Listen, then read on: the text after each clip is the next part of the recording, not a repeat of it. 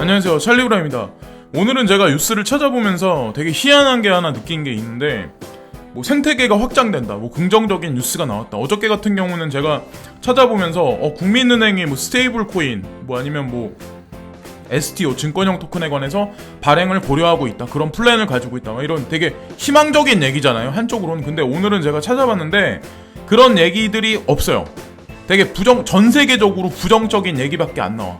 거기다가 시세까지 만약에 떨군다 이러면은 사실 우리 같은 대중들은 시세에 되게 민감하거든요. 눈앞에 보이는 숫자에. 그렇기 때문에 이 시장을 떠나게 만들기 위한 그들의 어떤 매스미디어를 활용하고 가격대를 눌러놓는 게, 저는 다 그런 게 그들의 장난이라고 저는 생각하거든요. 그래서 어쨌든 중요한 건 제가 오늘 뉴스를 여러 가지 것들을 보여드릴게요. 그래서 한번 퍼즐을 한번 맞춰보세요. 아, 진짜 실제로 그런가 해서 한번 느껴보시면 될 것 같은데, 일단은 첫 번째 이제 비트코인 차트에 관해서 돈 알트라는 분이 있는데, 이 사람도 이제 네임드죠. 트위터계에서 네임드 차티스트로 되게 유명한 사람인데, 이 사람 같이 말하는 분들이 아마 요즘에 되게 많을 거예요. 차트하는 사람들 같은 경우 되게. 그래서 박스권도 되게 큰 게 아니라 되게 타이트해요. 박스권 자체가 200불 언저리에서 그냥 상하 좌우로 그냥 8,000달러 아니면 7,900달러대에 갔다가 아니면 8,100달러, 8,200달러 이 언저리에서 계속 놀고 있는데,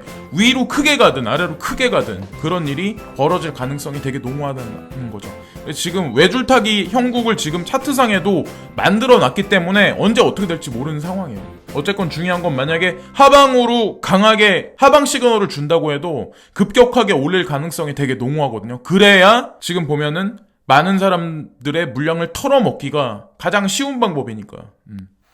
그래서 한 번 더 이제 그걸 말씀드리고, 이거는 더 블록이라는 매체가 있는데, 여기서도 이상하게 이 얘기를 또 하는 거예요. 자, 보면은 CRC에서 이제 암호자산에 관해서 점수 포인트를 매겼잖아요. 근데 보면은 이번에 세계에서 뭐라고 얘기를 했냐면, 이거 한 번 더 이 뉴스가 또 걸러서 또 나온 거예요. 근데 세계에서도 세계 어떤 그 일하는 직원 중에 어떤 사람이 비트코인이 이게 증권형이 아니다, 보안형이 아니다, 그러니까 한마디로 이제 자산이 아니다라는 그런 얘기를 하는 거죠. 왜 이런 얘기가 번복해서 왜 매스미디어에 이런 얘기가 나올 거야?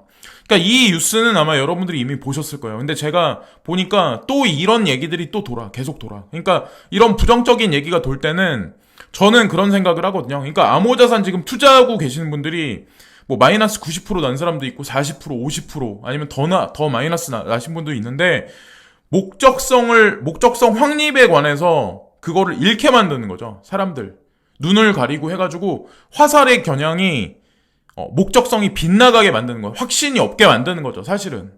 근데 저는 그렇다고 생각을 하거든요. 왜 이런 뉴스들이 나올까? 생태계는 왜 계속 확장되고 있고, 왜 국민은행 같은 그런 데도 스테이블 코인, STO 뭐 이런 것까지 얘기가 나오고, 업비트도 카카오하고 금융 파이낸싱하고 이용해서 여러 가지 사업을 벌이려고 뒤에서는 이런저런 작업들을 하고 있는데, 왜 이런 부정적인 뉴스들은 나올까? 우리가 한번 지금 시점에서 곰곰이 한번 생각해 봐야 된다고 생각하거든요. 자, 이거는 코인텔레그래프인데, 코인텔레그래프도 마찬가지로 부정적인 뉴스예요. 그러니까 제가 봤을 때는 이 테더라는 게 스테이블 코인 중에도 영향력이 되게 크거든요. USDT 뭐 이런 것도 영향이 크지만 테더도 엄청나게 영향이 커요. 비트코인, 그러니까 암호 자산 시장의 생태계가 이제 급등을 하거나 뭐 이런 급락을 시키거나 이런 데에 주요한 역할을 하는 스테이블 코인 중에 한 영역을 담당을 하는데, 이 분쟁이 아직까지 끝나지 않았어요. 이게 보면은 테더하고 비트파이넥스사의 어떤 그런 거에 관해서 어떤 법정에서 지금 보면 시세 조작에 관한 거에 관해서 소송을 내릴 것 같다는 그런 얘기가 지금 나와요. 이 얘기가 만약에 나오면 테더에 관해서 부정적인 얘기가 막 시장에 쏟아지기 시작을 한다면 시세는 어떻게 될까요? 그러니까 지금 보면 이스펙트라는 얘기가 나왔는데, 뭐 고대한다, 기대한다, 예상한다 뭐 이런 얘기잖아요. 그러니까 이것도 확정은 아니에요.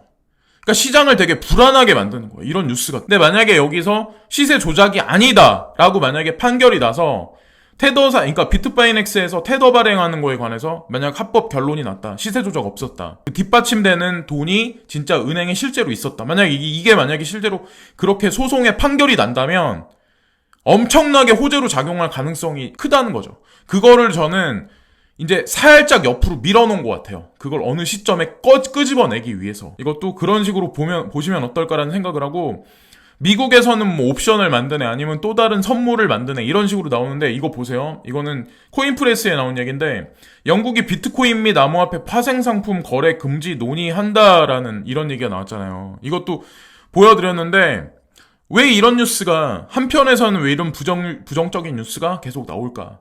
그러니까 우리 대중들은 이런 어떤 문자에 되게 이 매스미디어에 되게 민감하다는 거죠. 그러니까 저는 이런 게 다 어떻게 보면 조작이라고 생각하는데 개인적으로 저는 한 번 더 이제 말씀드리고 톰리라는 어떤 경제 애널리스트가 있는데 이 사람도 이제 암호자산에 관해서 많은 얘기를 하죠. 이 사람이 뭐라고 얘기를 하냐면 더 블럭이라는 어떤 매체에서 이제 인터뷰를 진행을 했는데 톰리 이 사람이 바라보기에 많은 기관태죠. 그러니까 대형 거래 자금을 운용하는 어떤 그 자산 펀드들이 이 시장에 들어오기까지 너무 그게 높다. 너무 허들이 너무 높다.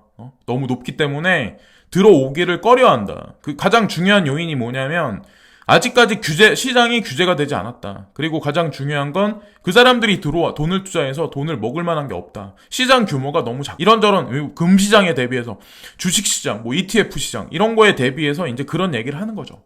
그러니까 이 사람도 되게 긍정적이게 비트코인에 관해서 되게 긍정적이게 얘기함에도 불구하고 어떻게 보면은 매스미디어의 개일 수도 있거든요. 이 사람 이런 기자들 누가 위에서 시키면 말 한마디 아니면 펜대 하나를 대중들을 호도하기 위해서 그렇게 하기 위한 어떤 그런 사람일 수도 있다고 저는 한편으로는 생각을 해요.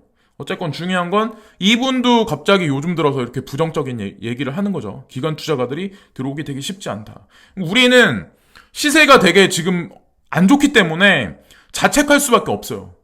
아, 내가 이거 괜히 돈 투자했구나. 이 시장 끝났구나. 죽었구나. 이런 생각하면서 이 경기장을, 아이스하키 선수가 이 경기장을 떠날 수밖에 없는 거야. 우리가 암호화폐 생태계를 떠날 수밖에 없듯이. 제가 말씀드리는 건 뭐냐면, 어떤 게 가장 위험할 것 같냐면, 제가 보기에는 지리하게 시세가 계속 가는데, 내가 무리하게, 내 자산 규모에 대비해서 너무 많이 빚을 져가지고, 한탕주의를 노려가지고, 너무 내 그릇에 대비해서 너무 많은 돈을 여기 투자해 놓으면 더 답답하죠. 더 짜증나죠. 시세는 이렇게 뉴스도 안 좋은 악재 뉴스만 나와. 그럼 사람이 못 버틴다는 거죠. 결국에는 꿈과 희망을 잃고 이 시장을 떠날 수밖에 없는데 거기다가 이제 더 웃긴 건 뭐냐면 22 차기 총재 여기 보시면은 암호화폐 은행 시스템 흔들고 있다. 여기 보면은 유럽 중앙은행 차기 총재 크리스틴 라가르드가 비트코인과 기타 암호화폐 등 블록체인 기술이 은행 시스템을 흔들고 있다고 밝혔다. 빠르게 발전하는 은행의 비즈니스 모델과 혁신적인 블록체인 기반 디지털 자산이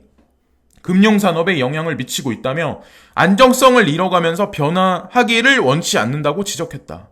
한편 미국 대형은행 웰스파고가 보고서를 통해서 향후 10년간 20만 명의 은행업 종사자 실직하게 될 것이라고 전망했다. 그러니까 이 뉴스도 어떻게 보면 긍정적인 뉴스일 수도 있고 부정적인 뉴스일 수도 있는데 아직까지 규제안이 확실하게 22 같은 경우 나오지 않았고 미국 세계에서도 그렇고 한국 같은 경우도 확실하게 나오지 않았어요. 그러니까 어쨌건 대중들이 바라보는 시각을 좀 제가 이제 개인적으로 보기엔 이런 어떤 유명세를 탄 어떤 중요 인물들이 말 한마디 하는 거에 따라서 사실 이 시장이 요동치거든요. 아직까지는. 지금까지도. 그러니까 제가 말씀드리는 거는 뭐 이거를 홀딩하자. 끝까지 이 자산 시장이 뭐 거대하게 팽창할 거야. 이런 거를 제가 강조하는 거는 제 개인적인 신념이긴 하지만 각자가 내가 확신할 만큼의 공부량이나 많은 매체를 찾아보고 그거를 퍼즐을 맞춰 보시는 작업을 하는 게 저는 가장 중요하다고 생각해요. 내 코인이 얼마나 까졌구나. 여기에 집중하시기보다. 그래서 컨퍼런스가 어디 있다.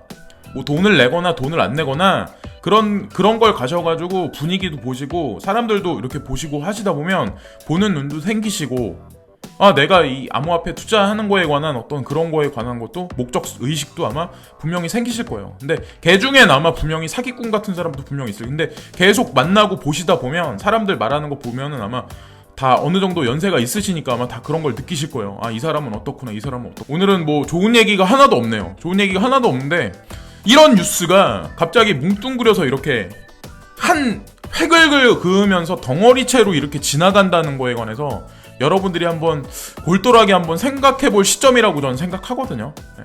누군가는 지금 상황에서 슬금슬금 매집을 할 거고 누군가는 시장을 떠날 거고 자기의 어떤 선택인 것 같아요. 지금까지 찰리 브라운이었고요.